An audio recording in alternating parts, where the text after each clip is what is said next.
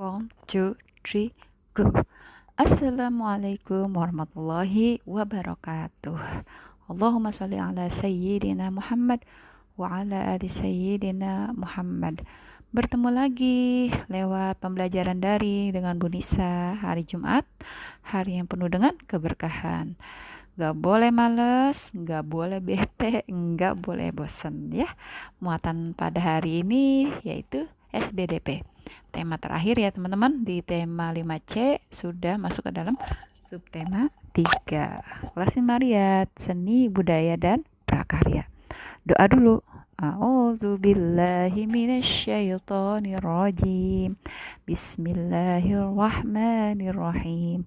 Rabbi zidni ilma warzuqni fahma. Rabbi shrahli sadri wa yassirli amri wahlul 'uqdatam min lisani yafqahu qawli.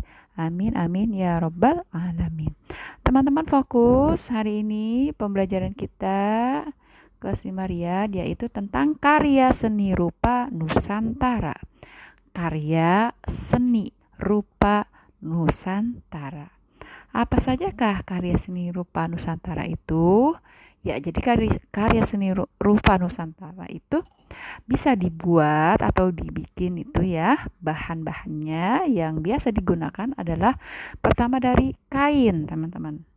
Yang kedua, terbuat dari kayu, dan terakhir bisa juga terbuat dari tanah liat. Terus satu lagi, bisa juga terbuat dari bambu ya. Jadi karya seni rupa Nusantara kita, bahan yang biasa digunakan untuk membuatnya adalah dari kain, dari kayu, tanah liat, dan juga dari bambu.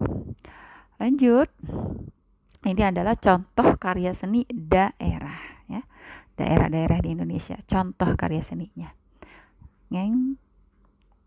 Ini adalah contoh karya seni daerah, namanya atau bentuknya yaitu tenun ikat motif Toraja ya. Tenun ya, tahu dong teman-teman tenun.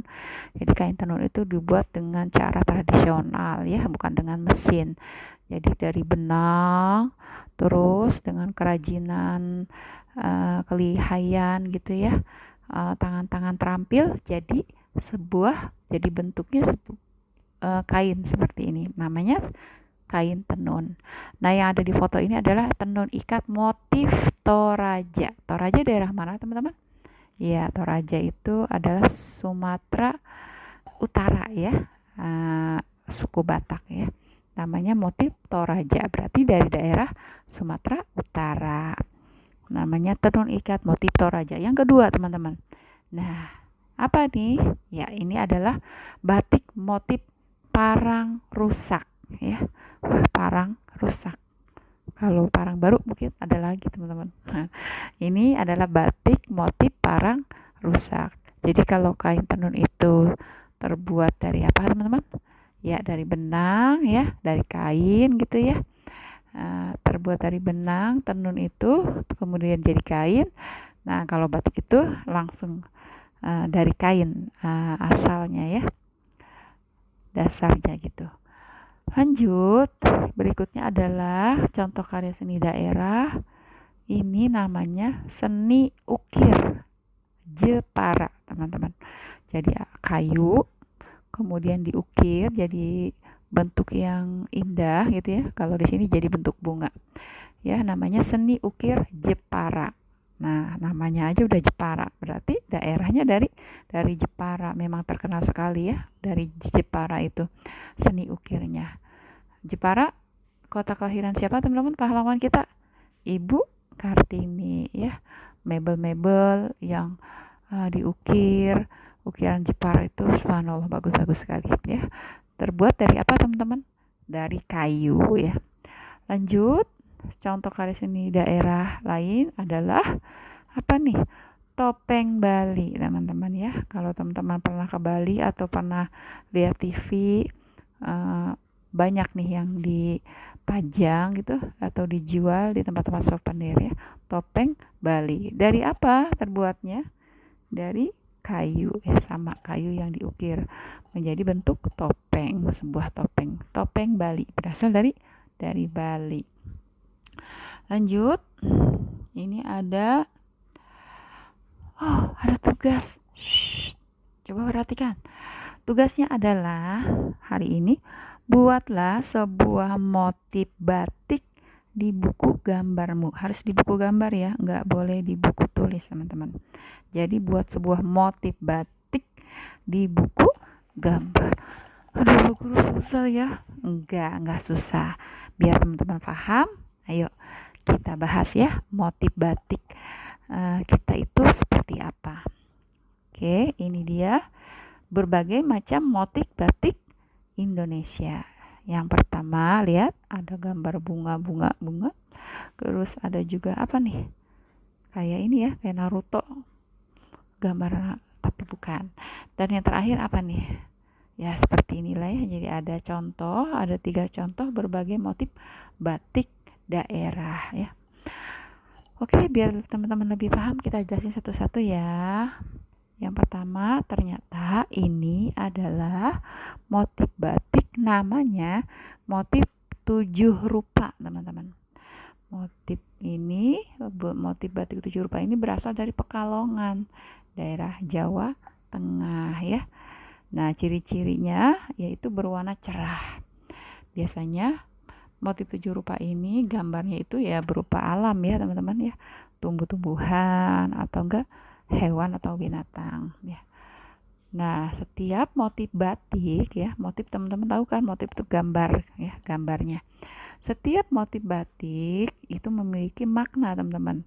Nah, motif batik 7 rupa ini maknanya adalah yaitu sebuah ikatan kebudayaan leluhur yang memiliki kesan kefasihan atau kelembutan. Itu artinya dari motif batik 7 rupa. Yang kedua, motif batik apa ini? Oh, ini adalah namanya motif batik Megamendung, teman-teman. Bukan Naruto. Ya, berasal dari Cirebon, Jawa Barat. Lalu biasanya cirinya adalah warna dasarnya merah ya, seperti gambar ini, dan awannya berwarna biru. Kira-kira ini dia maknanya. Makna dari motif Megamendung ini yaitu awan sejuk yang luas yang mengayomi rakyat gitu. Oh ya, jadi di Cirebon itu ada kesultanan gitu ya. Kesultanan Cirebon, makanya memiliki makna awan sejuk yang luas yang mengayomi rakyat. Maksudnya raja yang harus mengayomi rakyatnya. Ya, yang terakhir atau yang ketiga, ini ada motif batik yang paling populer, teman-teman, yang paling terkenal. Ini namanya apa? Kawung, teman-teman ya. Motif batik Kawung namanya. Ini berasal dari daerah Yogyakarta. Polanya itu berbentuk irisan buah kawung, teman-teman. Oh, jadi ini ceritanya polanya berbentuk irisan buah kawung. Tahu nggak buah kawung itu apa? Buah kawung itu adalah, kalau kita bilangnya kolang-kaling, teman-teman ya. Kolang-kaling, tahu ya kolang-kaling? Biasanya ada kalau lagi pas bulan suci Ramadan buat manisan. Oh, ini ceritanya adalah berbentuk irisan buah kawung. Apa maknanya? Yaitu maknanya adalah tentang kebaikan itu tidak perlu diketahui oleh orang lain. Iya, nggak boleh ria gitu ya. Ini kawung. Sepertinya dari ketiga motif batik ini yang paling gampang ya teman-teman ya. Silahkan kalau teman-teman mau membuat motif batik kawung tugas hari ini ya.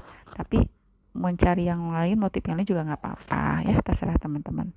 Yang penting nggak bagus, rapih, dan ditulis digambar di buku gambar, nggak boleh di buku tulis.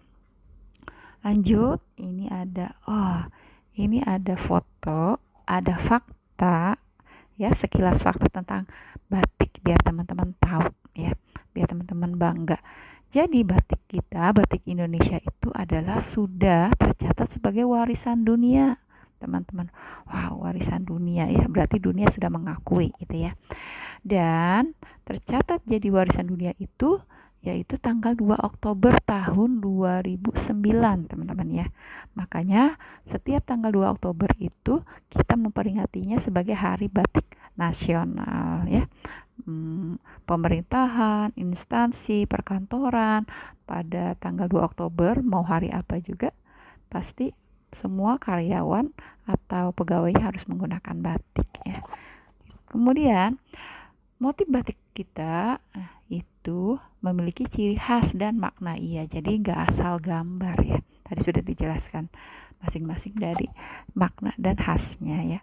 Dan yang terakhir adalah teknik membuat batik itu ada 3, teman-teman, yaitu dengan cara dilukis pakai alatnya namanya canting ya, teman-teman, yang tintanya itu dimasak di atas kompor gitu ya, terus dilukis gitu ya pakai manual, pakai tangan.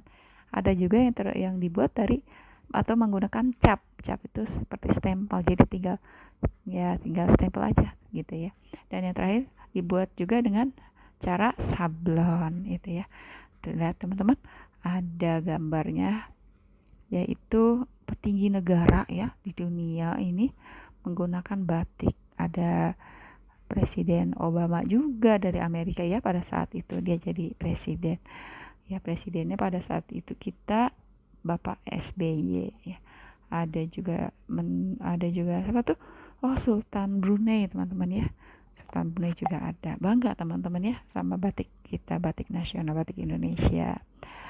Oke teman-teman, hari ini selesai, alhamdulillahirabbil alamin. Terima kasih yang sudah menyimak pembahasan dari Bu Nisa dari awal sampai akhir.